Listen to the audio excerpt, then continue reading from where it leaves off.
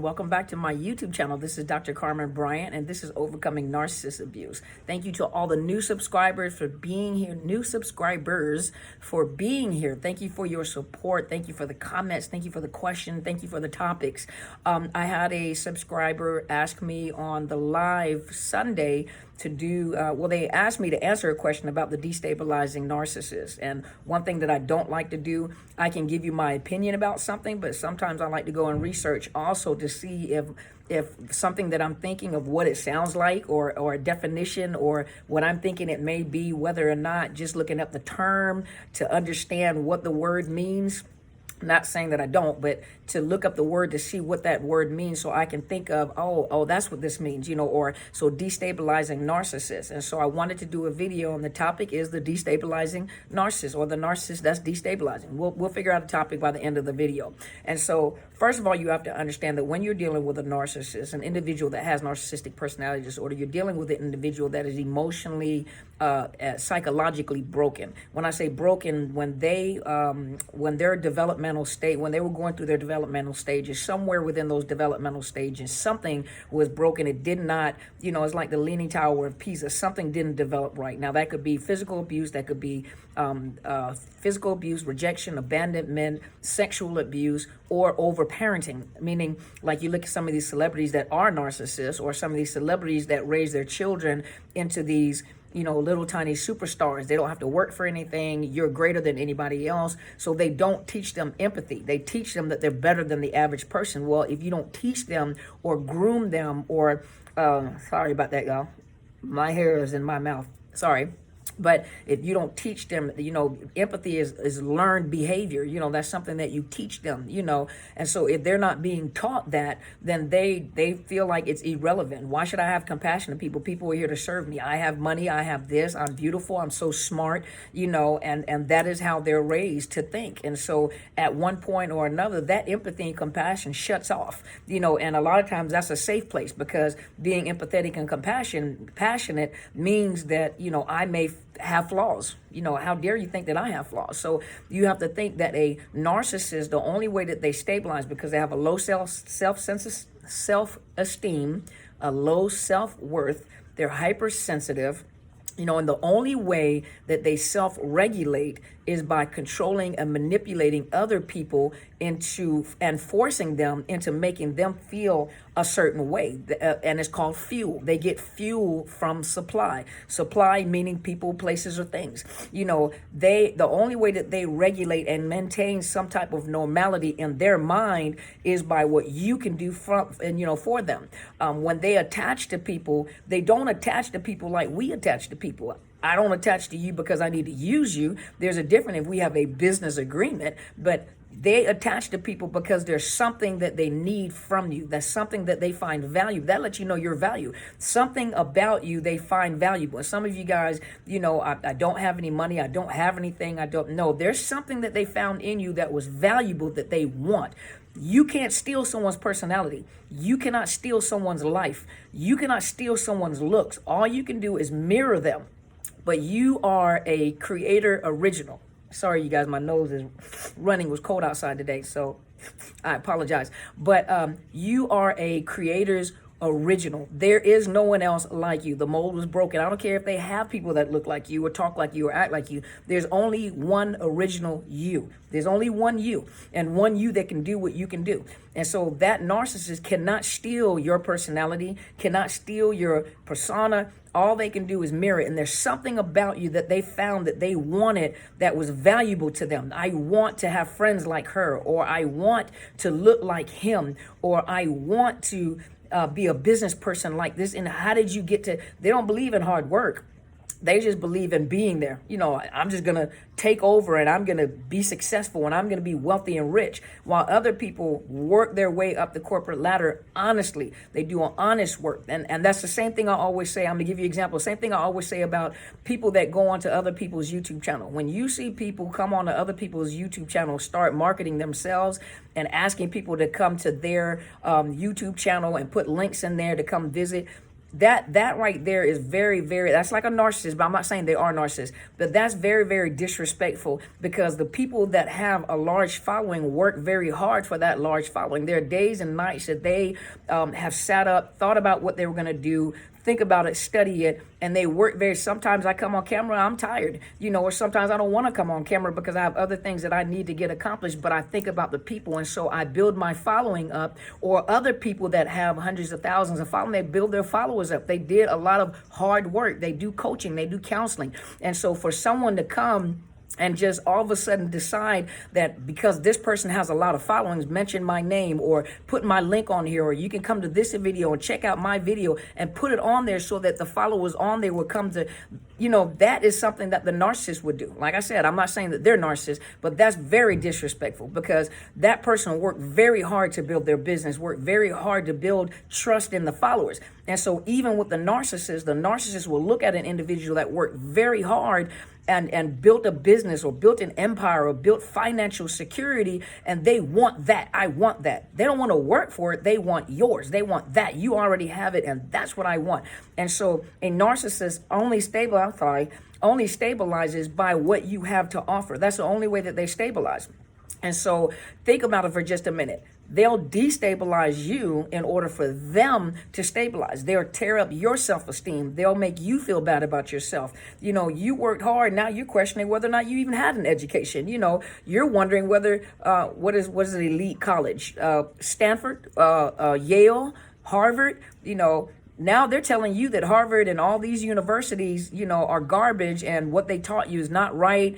And you're thinking like, where are you getting this information from? I'm telling you because I know, but they don't have any credential to back it up. And all of a sudden you're smarter than these renowned universities and colleges. You know more than them. And this is where you get, so this is how this narcissist thinks. And so now you're becoming destabilized, because, and just like I did on my podcast, I did one on gaslighting. Gaslighting is to totally destabilize a victim or a survivor. Well, victim, you're a victim at the time. But the gaslighting intent is to totally destabilize you, to make you question your own thoughts, your own opinions, your own self-worth.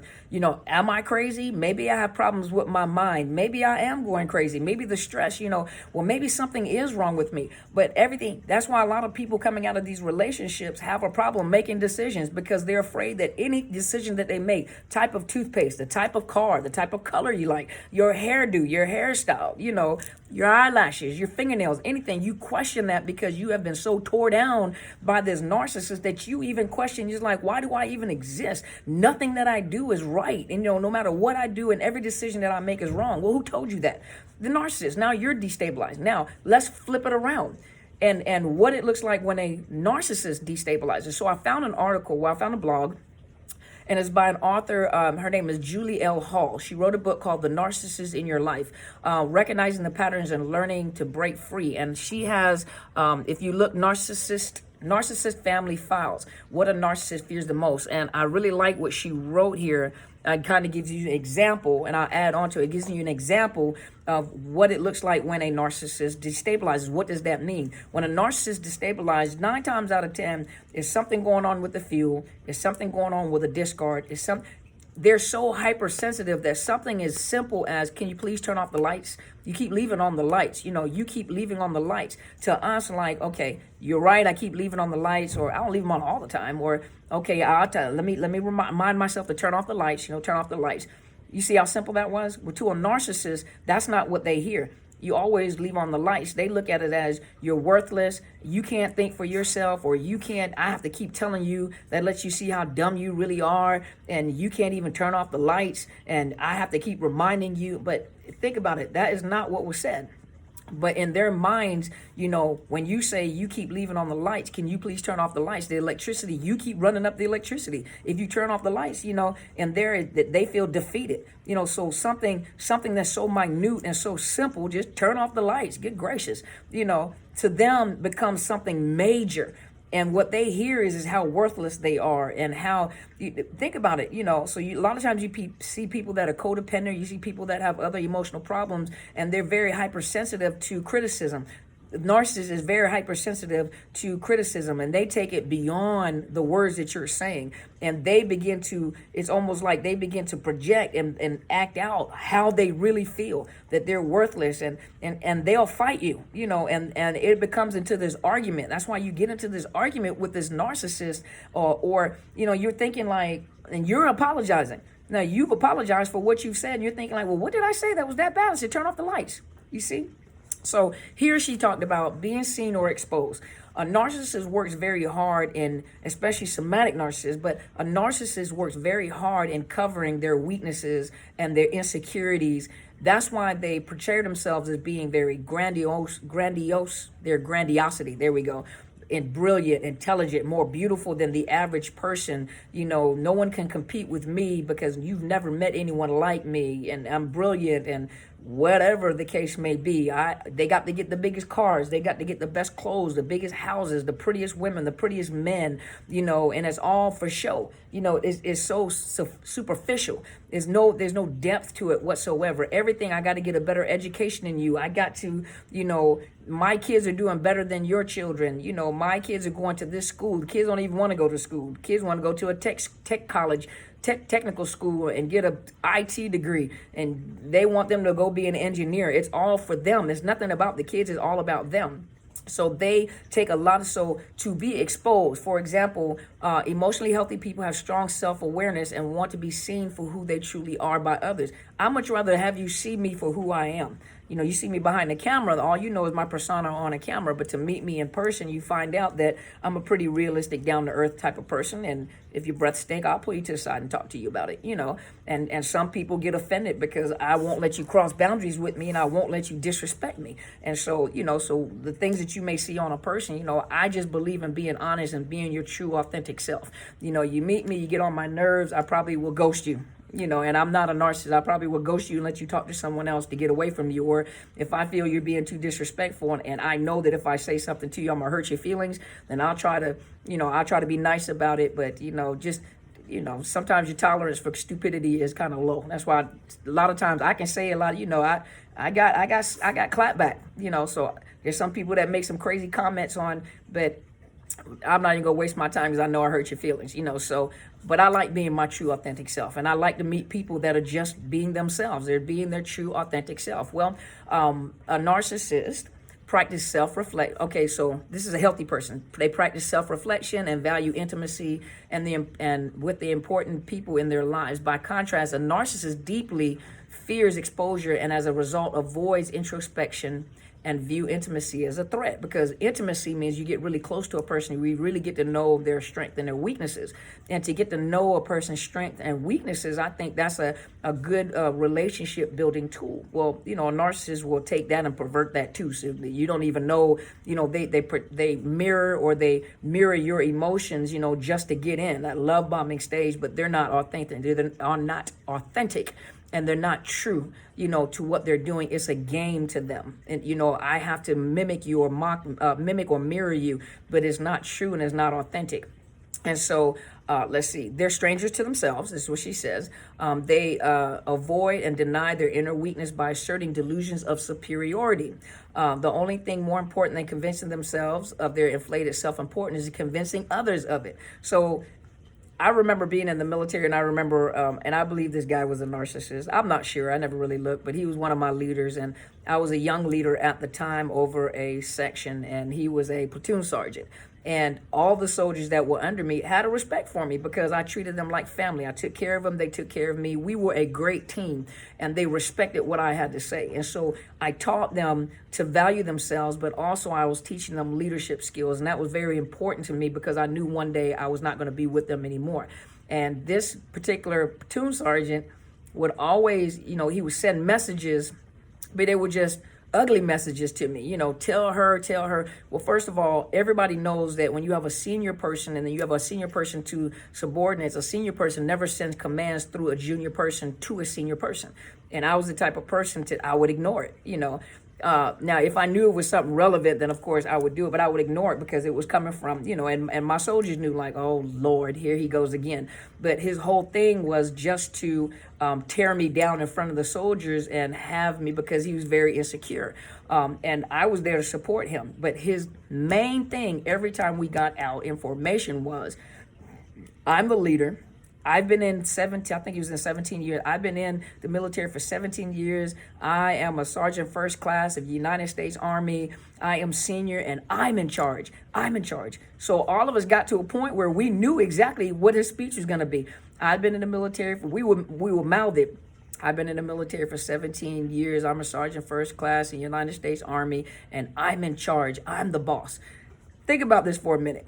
If a person has to keep telling you they're in charge and I'm the boss, they're trying to convince themselves. They're not trying to convince you. They're trying to convince themselves. And my statement in my time where I did not know how to professionally articulate myself, and when he would say it, and I would always say, okay, well, I know that. Do you know that?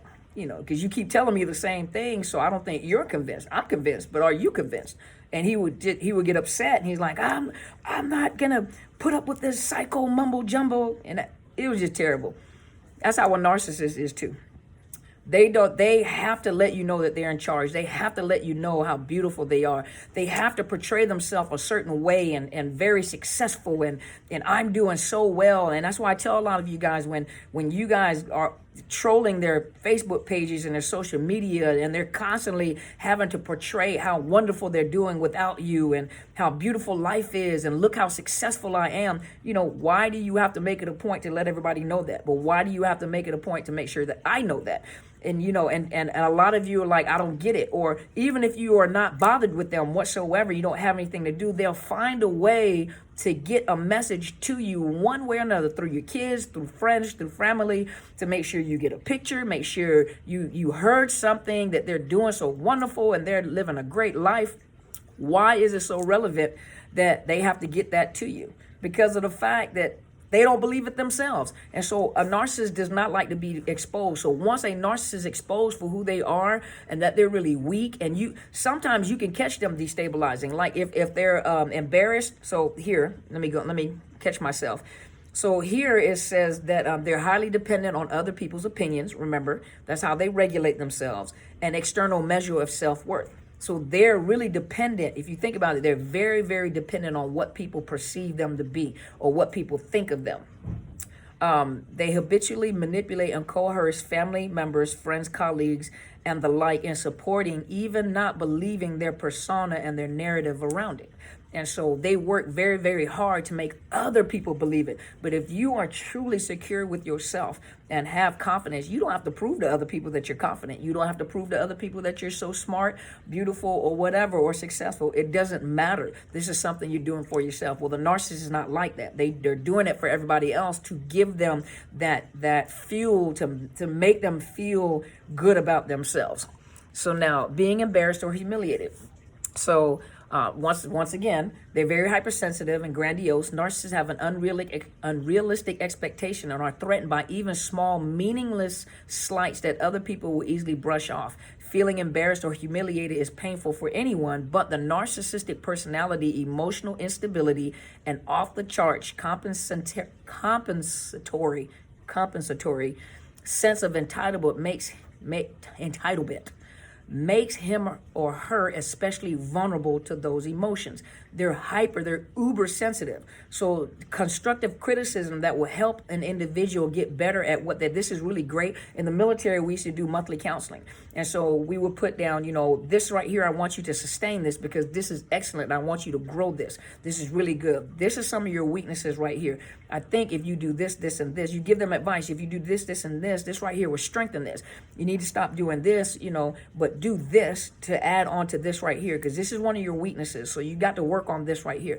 But that is out of love, when I say love, I don't mean I'm in love with you and I'm gonna marry you, but it's out of respect and wanting to see someone progress. Well, a narcissist doesn't take it like that. Something as simple as constructive criticism to help them move forward and tell them what they take it as a slight. So they'll purposely try to find a way to get back at you and make you feel bad. It's silly things. I mean, crazy stuff to make you or to pay you back for giving them that constructive criticism.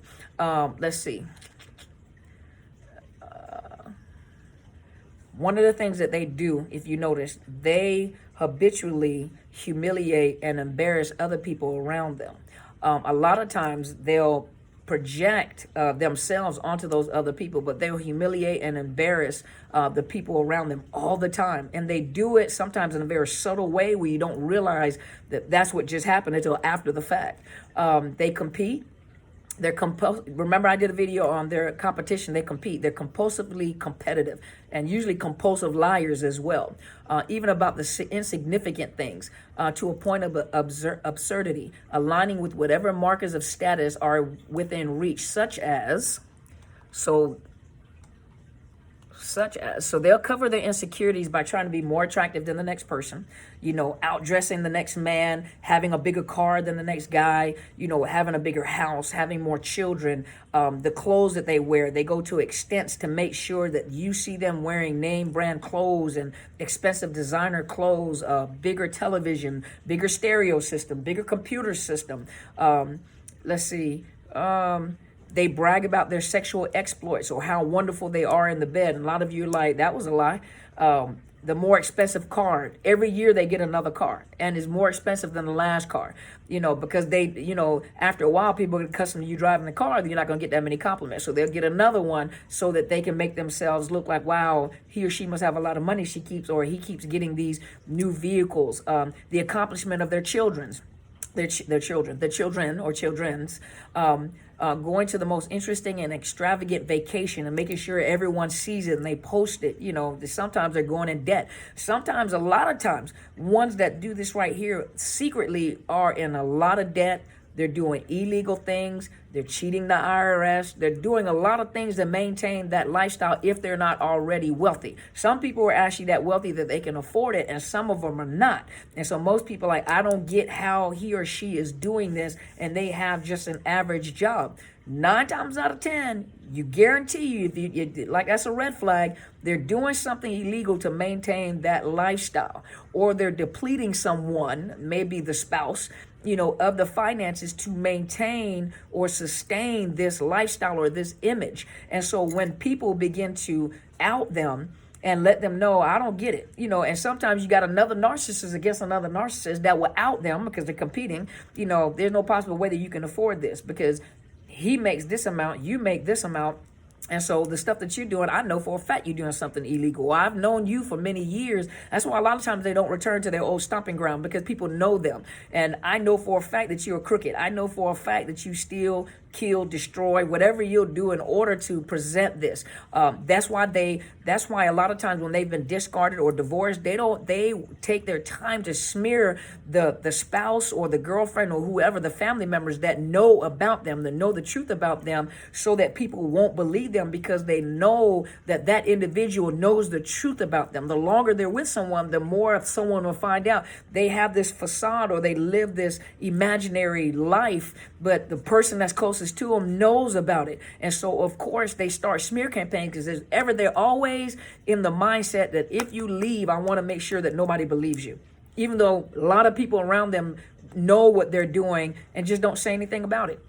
They fear rejection. One thing they don't like is to be rejected. Absolutely. Rejection triggers what he or she works each day to hide from other people.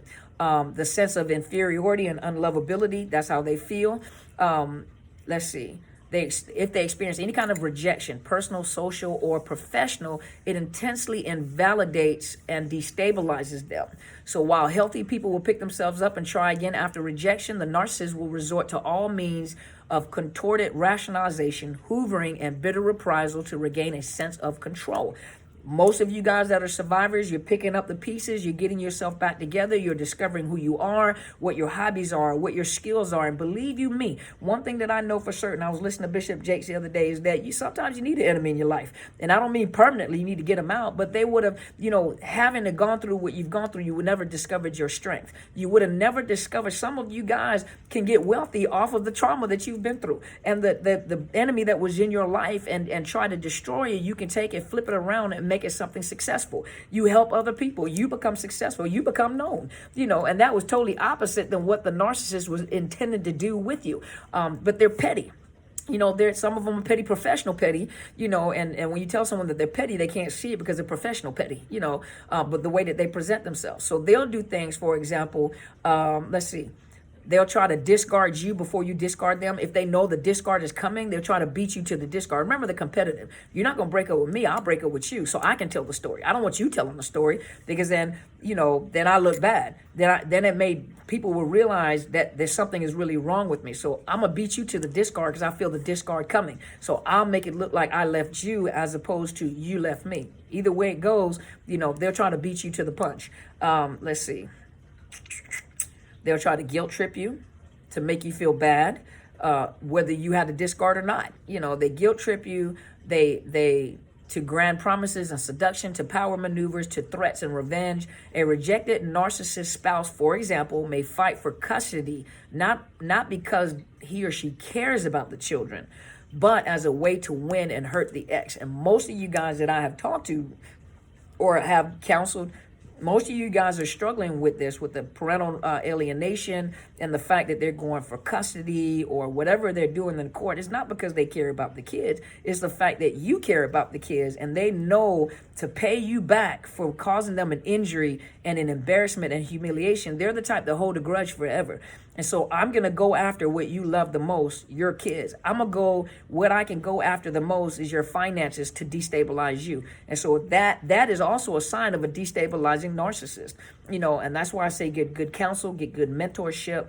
Get a good advocate, get lawyers or legal representation from someone that understands high conflict divorces, and not narcissist divorces, but high conflict divorces, domestic violent divorces, because when you go in pointing your finger all the time, the judge doesn't want to hear that. You got to find a good lawyer that understands high conflict divorces, The other one is called abusive litigation, where they understand, a lot of times when you connect with the YWCA or like the domestic violence programs that are connected to legal agencies, most of them understand what happens in the courtroom. So a lot of you can get advice to find out what lawyer may be connected with the Y or has worked with the Y, maybe have their own private agency now, because they understand what happens in the courtroom. And so do good domestic violence advocate. My friend who's in Seattle understands this, and she helps them and talks to the lawyers on behalf of the clients.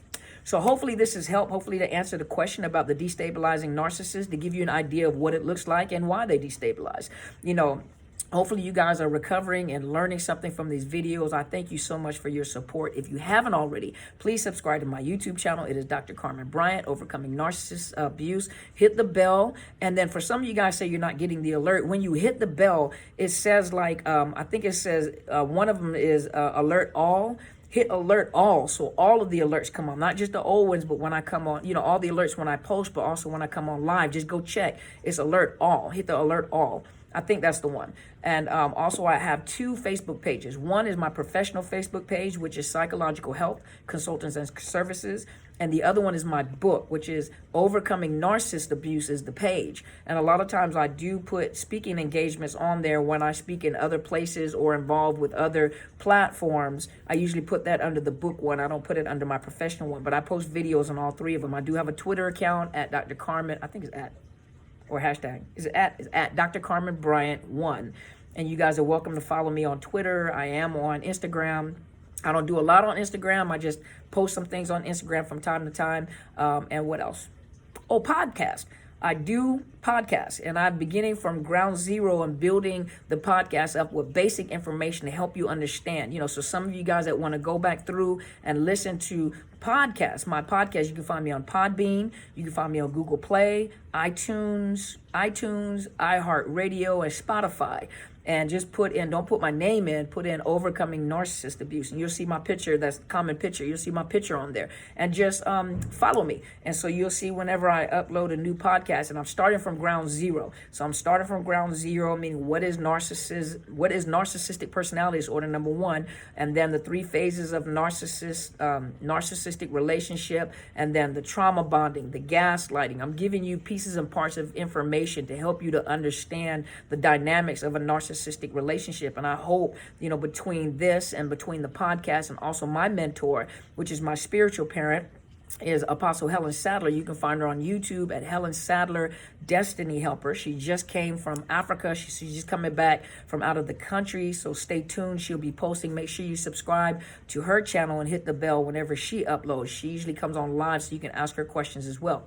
I come on live on Sundays between 8 and 9 o'clock Pacific Standard Time when I'm not traveling or on the road, and sometimes I get in a little late. But you can follow. You can come and join me live. If you haven't already, I have a book out. It is Unmasking the Illusion of Perfection. You can find it on Barnes & Noble. You can find it on Amazon, and you can find it on Westbow Press. I had one of the subscribers send me an email to show me that on Barnes & Noble, my book picture is wrong. And so I have contacted the publishers to inform them that the picture on Barnes & Noble is wrong. The book is right. You order the book, you're going to get the right book. But the picture on my book is wrong. So I don't know why, but I did contact the publisher to let them know to correct the picture, because the picture is wrong. I don't know what picture that is, but the book is right. And so thank you guys so much for following me. Look underneath the YouTube, and there's a link.